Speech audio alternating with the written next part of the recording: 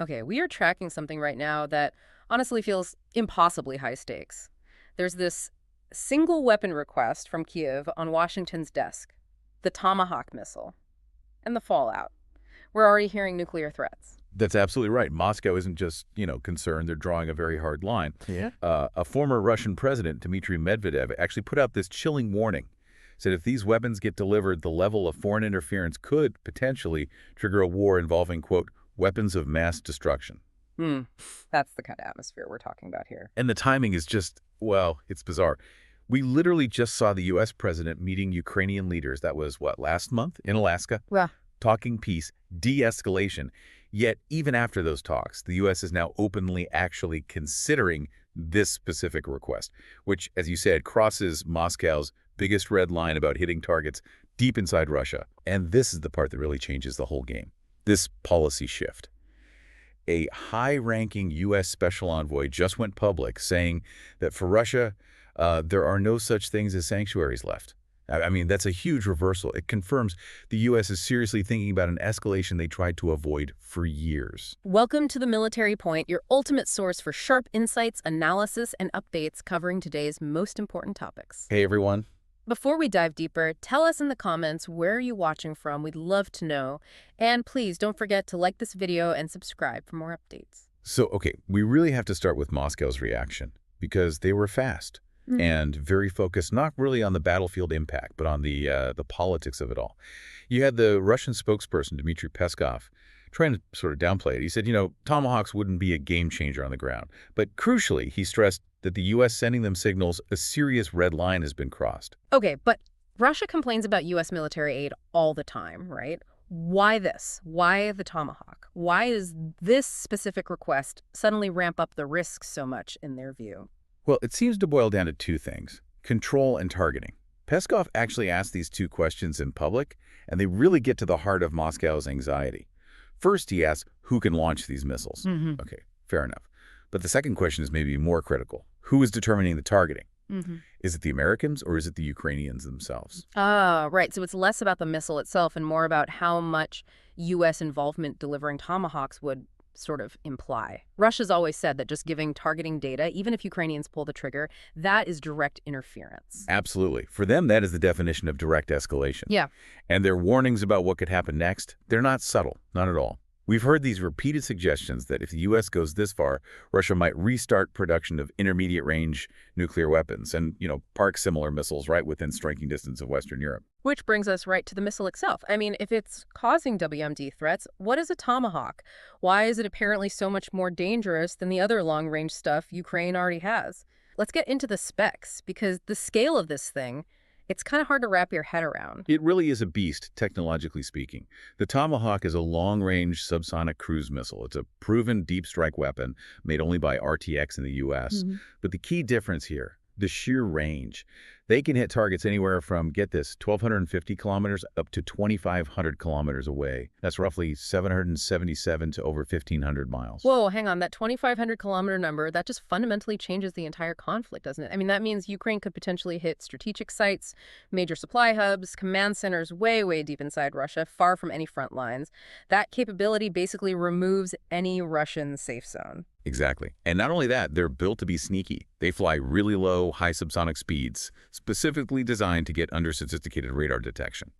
Plus, they pack a punch. High explosive warheads designed to penetrate hardened targets. Think bunkers, reinforced structures. Okay, so you can see why Ukraine would be desperate for that kind of reach and power. What do they actually have right now in comparison? Right now, their longest-range Western systems are, well, more tactical and limited. You've got the Storm Shadow or Scalpy missiles from the UK, air-launched cruise missiles. Their range is only about 250 kilometers, maybe 155 miles. Then there's 8AMS, those ground-launched tactical missiles the U.S. sent earlier this year. They max out around 300 kilometers, about 186 miles. I mean, that's not even close. It's an order of magnitude difference, right? We're talking going from a max of maybe 300 kilometers to potentially 2,500. That's what Tomahawk offers. And that desperate need for range. That's precisely why Kyiv has been working like crazy on its own systems, trying to get around these Western restrictions, They've got the Paliantizia turbojet drone, which apparently boasts a 650-kilometer range. Okay, but here's the real wait moment I found digging into this. Ukraine also claims it's developing something called the Flamingo, a ground-launched missile with a claimed range of 3,000 kilometers. And analyst Marina Miran pointed out the Flamingo might even pack a bigger punch than a Tomahawk. Which raises a really interesting question, doesn't it? If they're potentially working on something with a 3,000-kilometer range, why risk, well, World War III over the Tomahawk? Miron suggests this might be more strategic maneuvering. Maybe Kyiv wants the Tomahawk request out there not just for the weapon itself, but as political leverage. See how Russia reacts, use the request as a bargaining chip. Interesting angle. Let's pivot then to the U.S. side of this, the policy structure. Because for years, that policy seems set in stone under the previous administration. U.S. weapons hit occupied Ukraine, fine, but never Russia itself. Avoid direct escalation at all costs. Yeah, that wall seems to have completely crumbled. The formal shift seems to have started when President Trump apparently told President Zelensky that Ukraine could retaliate in a like-for-like manner, meaning, if Russia hits Ukraine's power grid, Ukraine can hit Russia's. That's a fundamentally different approach, a new doctrine, really. And now this Tomahawk request is officially on the table, being considered. Vice President J.D. Vance confirmed it. It feels like the U.S. position went from absolutely never hit Russia to, well, maybe we're already hitting Russia. That's kind of what it sounds like. The special envoy, Keith Kellogg, confirmed the administration is already allowing Kyiv to strike deep into Russia in certain cases. And he drove the point home, saying there are no such things as sanctuaries. That feels like a major, major inflection point. But let's loop back to the Zelensky's idea, this game theory. He actually suggested that just having these powerful missiles could be leverage to push Russia towards peace talks. It sounds incredibly counterintuitive, I know. The weapon designed for maximum escalation is being framed as a peace tool. He literally said, we need it, but it doesn't mean that we will use it. If we will have it, I think it's additional pressure on Putin to sit and speak. And from a purely military standpoint, does that hold water? Does the threat alone change things? Well, analyst Keir Giles thinks so. He agrees the threat itself is potent. Just knowing Ukraine could have Tomahawks forces Russia to change tactics. It stops them from just retreating a bit and hunkering just out of the range of current Ukrainian weapons, which is what they do now behind the front lines. It forces them to spread out, reorganize, potentially expose their supply lines more. But, okay, let's bring it back down to earth. Miron offered that dose of realism, right? She cautioned that, yeah, Tomahawks would hurt Russia, cause serious pain, logistical nightmares, but she asked, is it going to force Russia to withdraw from Ukraine? I doubt it. So it's pain, disruption, but maybe not a war winner on its own. And that brings us right back to the biggest fear hanging over all this, the nuclear threats. Giles does remind us, though, that Moscow often uses these threats as, well, scare tactics. He notes they're particularly careful about tangling directly with the U.S. because of NATO Article 5. His summary was pretty blunt. Russia says everything is a red line. A full-on nuclear option seems unlikely because Russia really wants to avoid a direct fight with a unified NATO bloc. Okay, the analysis makes sense, but still, the tension across Europe right now, you can feel it. It's palpable. We've seen some really serious real-time incidents just in the past few weeks.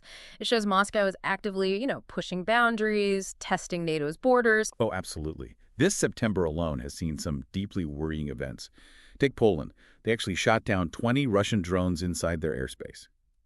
That's the first time a NATO member has directly engaged Russian military assets like that since February 2022. They even found debris, possibly from a Polish missile, in a village called Choyny. Poland briefly closed its airspace. And Estonia. They had 3 combat-ready Russian MiG-31 jets fly into their airspace for 12 whole minutes. That triggered an emergency UN Security Council meeting.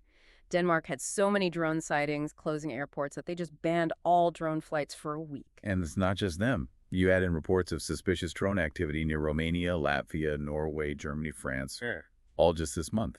It paints a picture, doesn't it? Moscow isn't just making threats, they seem to be actively probing.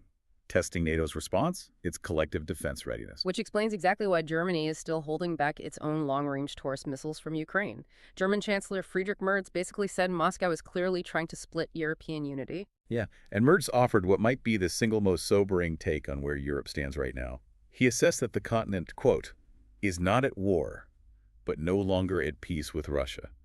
That feels like the critical point we've reached. A kind of permanent state of high tension. Okay, so let's try to synthesize this for you, our listeners. Ukraine asks for the Tomahawk, this ultimate long-range weapon. Russia hits back with a nuclear threat. And meanwhile, the U.S. reverses a long-standing policy, essentially giving Kyiv the green light, politically at least, to strike deep inside Russia. And the central strategic question, the real cliffhanger here, is about that delicate balance. If Ukraine actually gets these Tomahawks, does possessing that massive leverage actually stabilize things? Does it create enough pressure, as Zelensky hopes, to force Putin to actually sit down and negotiate peace? Or does this whole move just fundamentally destabilize Europe even further? Does it cement what Chancellor Merz feels, that the continent is now stuck in this permanent state of tension, perpetually no longer at peace? It's an incredibly high-stakes gamble, diplomatically, militarily, and honestly, the whole world is just holding its breath, waiting to see which way this pendulum swings next. You've been listening to The Military Point. Stay sharp, stay informed, and we'll catch you next time.